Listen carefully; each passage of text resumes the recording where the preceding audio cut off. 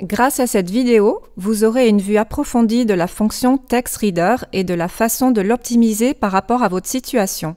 Pour une description générale de ExamReader et pour obtenir d'autres informations importantes auxquelles il est fait référence dans cette vidéo, consultez les liens ci-dessous. N'oubliez surtout pas que rien n'est stocké de façon permanente en mode TextReader. Si vous voulez enregistrer le texte et le réécouter plus tard, envisagez d'utiliser ReaderPen et la fonction numérique vers fichier. Observons tout cela de plus près. Commençons par l'étude des différents paramètres. L'ajout de mode vous permet de définir l'ajout ou le remplacement du texte. Ajouter est une fonction intéressante si vous désirez développer et écouter des phrases ou paragraphes complets. Si vous voulez écouter des parties plus courtes ou des mots isolés uniquement, remplacer est alors la meilleure option. Langue de numérisation vous permet de définir la langue de la lecture. Cliquez sur le lien ci-dessous pour la liste des langues disponibles. Paramètres de lecture sont utilisés pour optimiser la lecture du texte. Par défaut, la lecture ne commence que lorsque la numérisation est terminée. Grâce au délai de lecture, il est possible d'ajouter un délai entre la numérisation et l'écoute. Vous pouvez configurer la vitesse de lecture du texte, 5 étant la vitesse la plus rapide et 0 la plus lente. 3 et 4 sont considérés comme des vitesses moyennes. Pause mot est utilisée pour insérer des pauses supplémentaires entre les mots. 0 signifie l'absence de pause supplémentaire, 5 ajoute la pause la plus longue.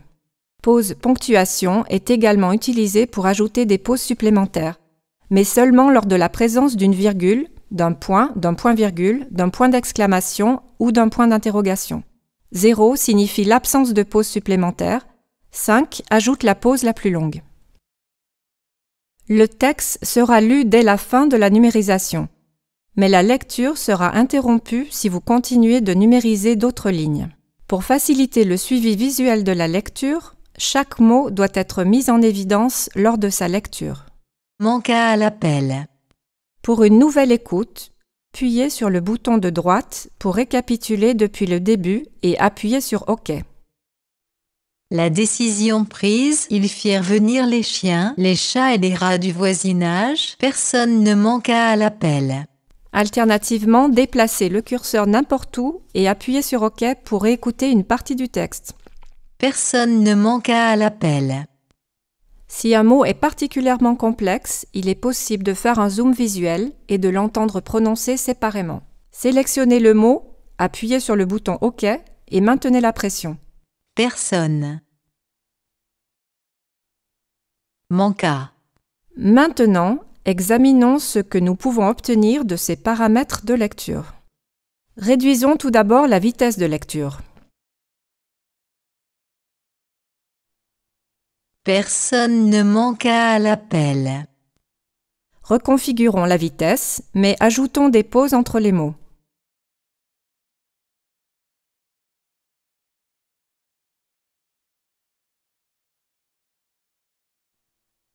Personne ne manqua à l'appel.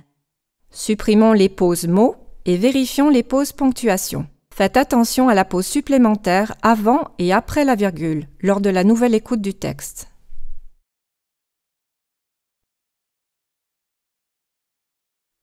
La décision prise, ils firent venir les chiens, les chats et les rats du voisinage.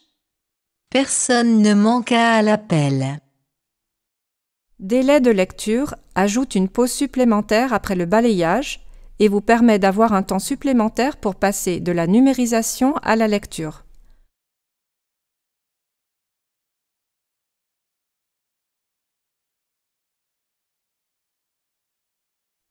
La décision prise, ils firent venir les chiens,